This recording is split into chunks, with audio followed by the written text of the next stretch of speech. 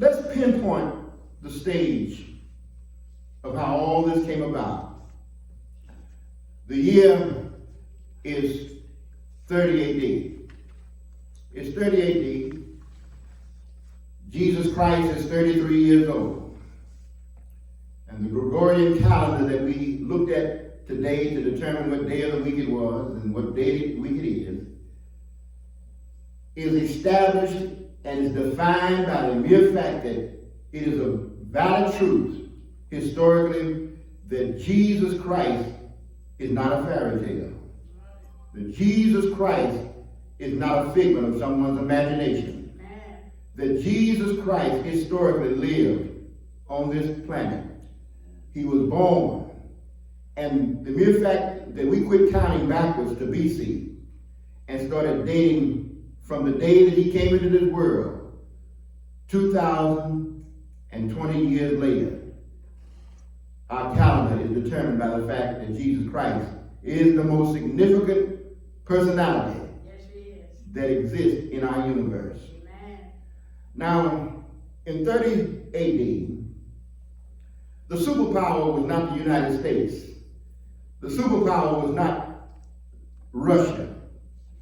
But the superpower in 30 AD was the Roman Empire. And the emperor of Rome, the Caesar at the time, was Tiberius. Tiberius was the one who was in command over the Roman Empire.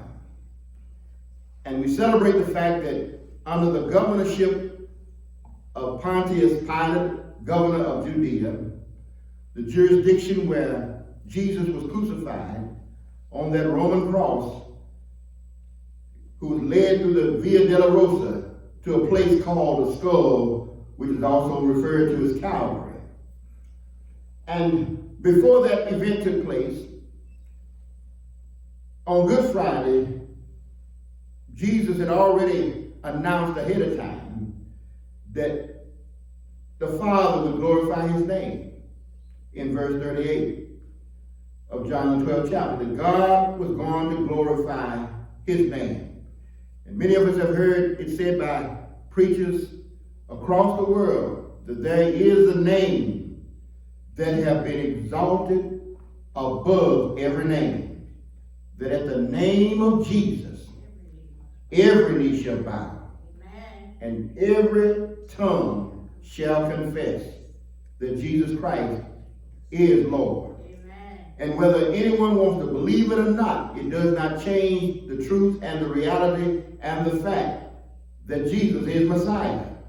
That Jesus is the promised one of Israel, who was prophesied by the prophet Moses in the Tanakh, in the Torah, in the first 5 books, Genesis, Exodus, Leviticus, Numbers, Deuteronomy. And he is the same Messiah that was prophesied by all of the prophets, from Joshua all the way up to Micah and Malachi.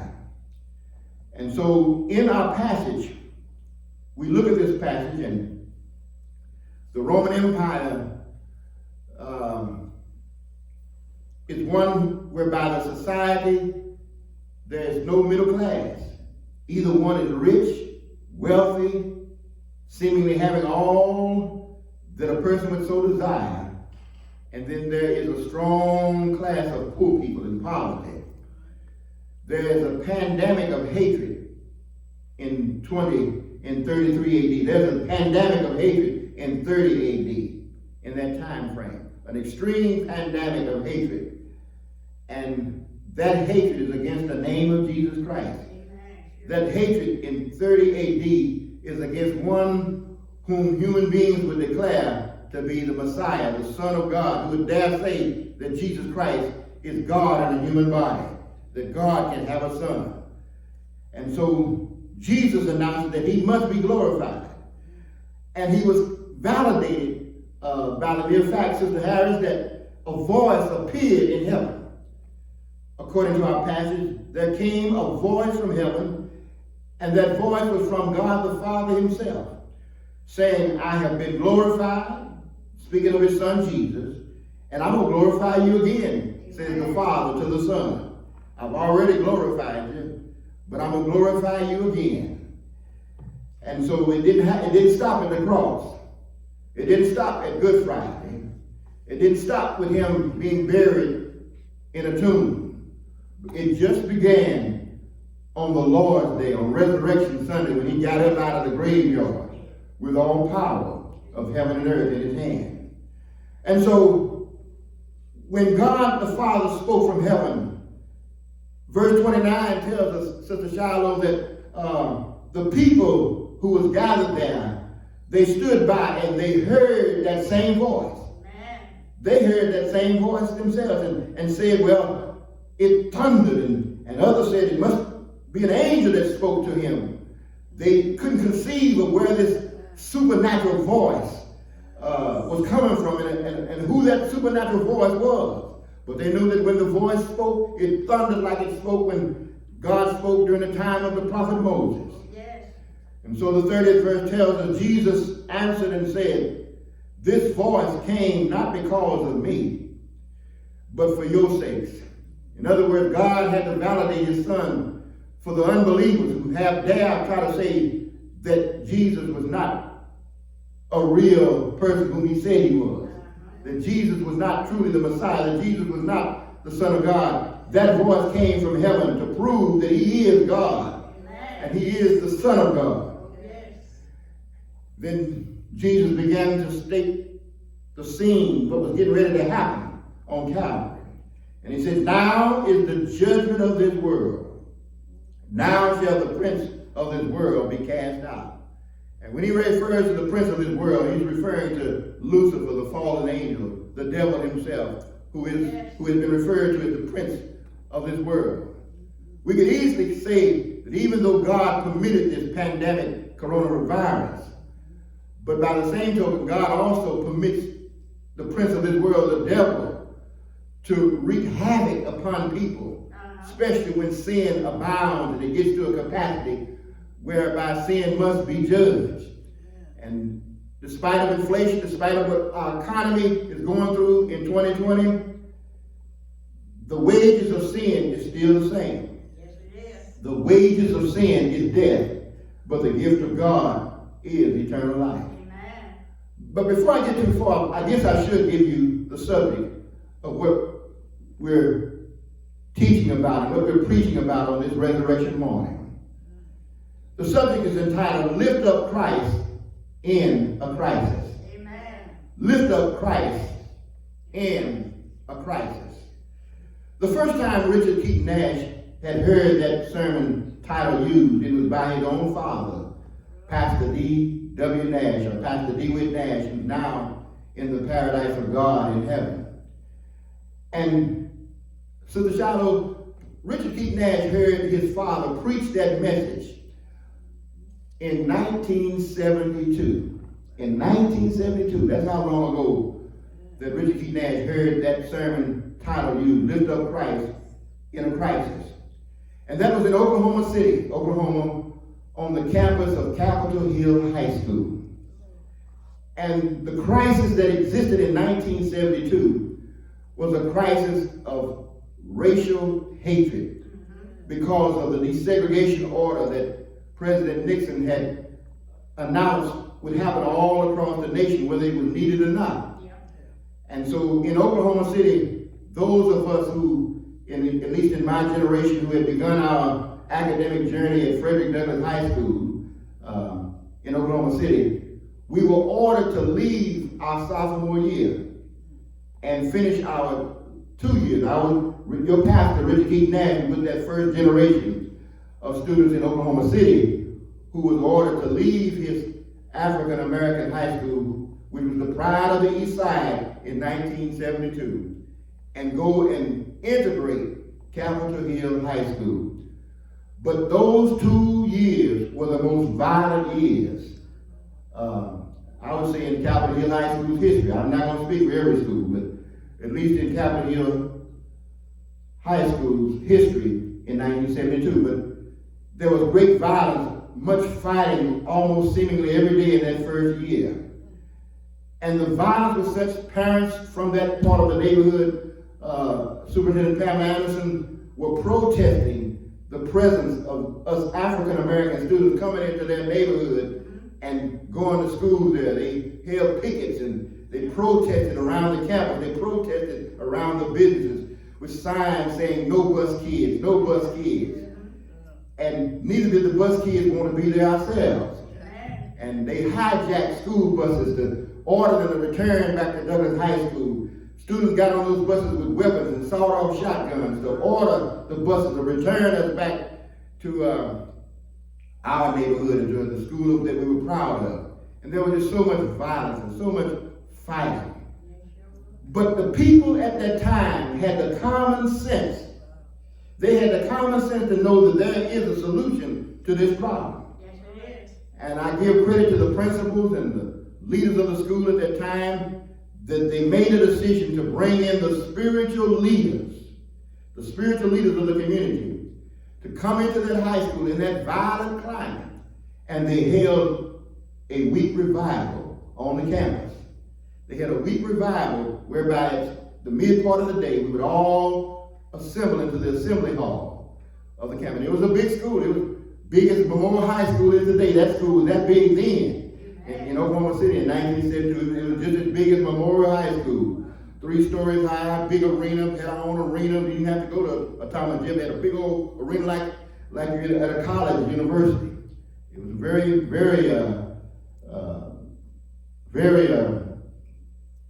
I would say,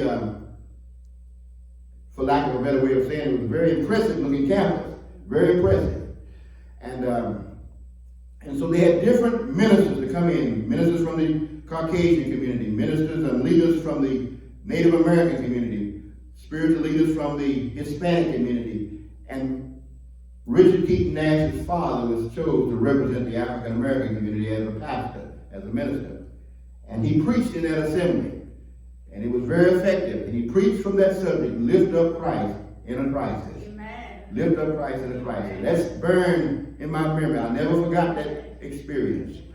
But one thing for sure, the pandemic of hate, the pandemic of prejudice, the pandemic of rejection that existed in 1972, once that week was over, of welcoming Jesus Christ on the campus of Capitol Hill High School, Capitol Hill was transformed.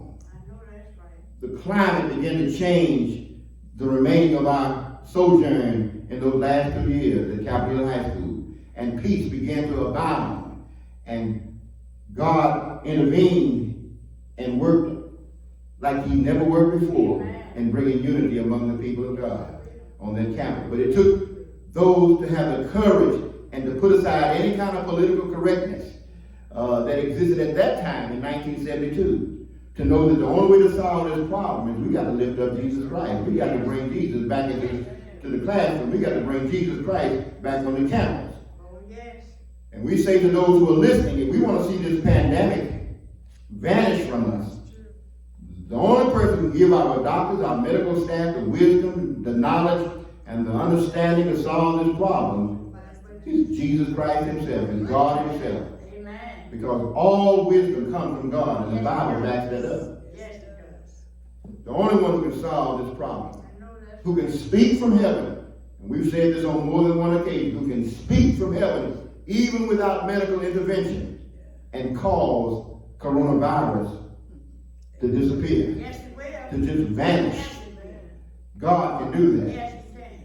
But as we look at 33 AD and 30 AD, Jesus set the tone. He's backing up what we just got through saying. He said, and if I be lifted up from the earth, he'll do the drawing. Yes, he will draw men unto him. And he's not excluding women there. We've already found that out already. Oh, that's right. And he said this, signifying what kind of death he should die. That was a clue to how he would die.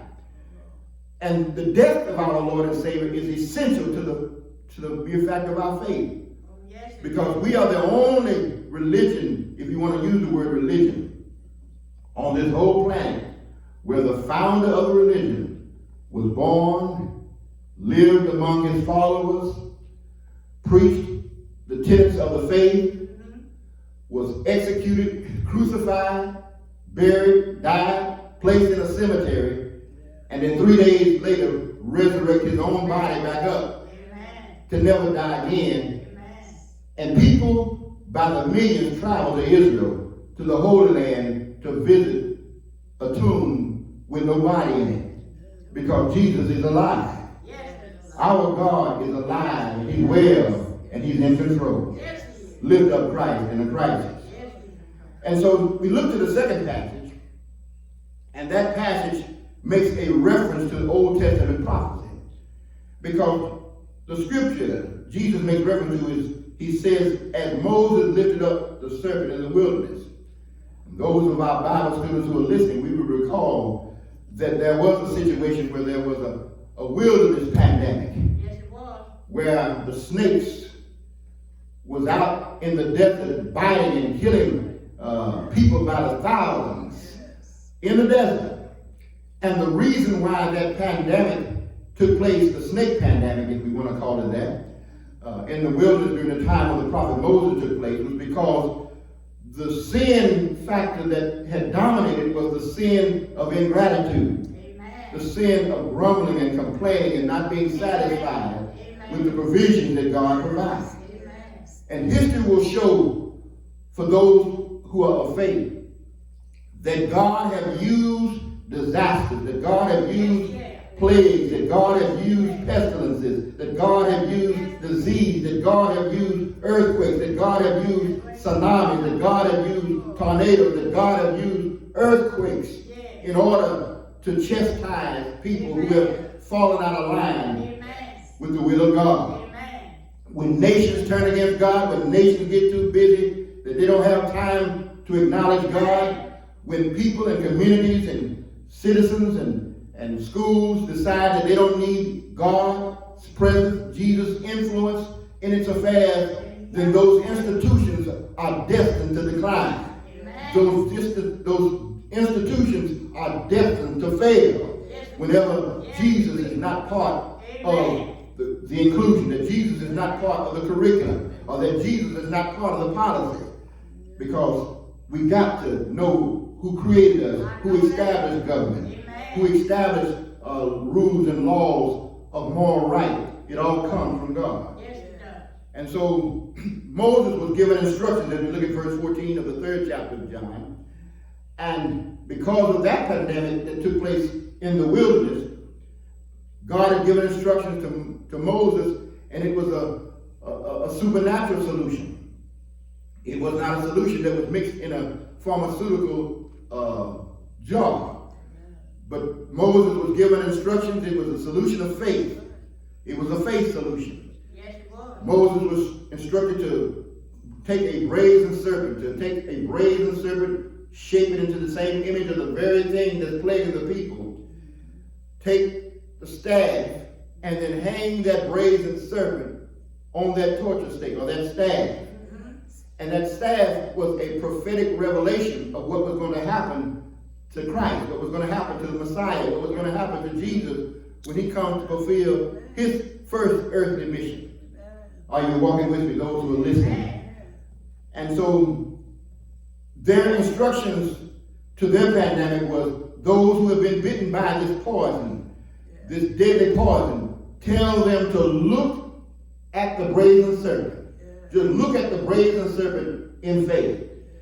And when they look at that serpent, they would live. Amen. That whatever poisonous effect that those snakes were going to have, that was calling all those people to drop dead in the desert, those who looked at the serpent that was lifted up in the desert, they lived. And what that serpent said to us, Jesus said, even so must the Son of Man be lifted up. Because when Jesus was crucified, those who celebrated Good Friday and heard many preachers teach and expound on those 7 last sayings of Jesus Christ on the cross will learn that Jesus is our Passover.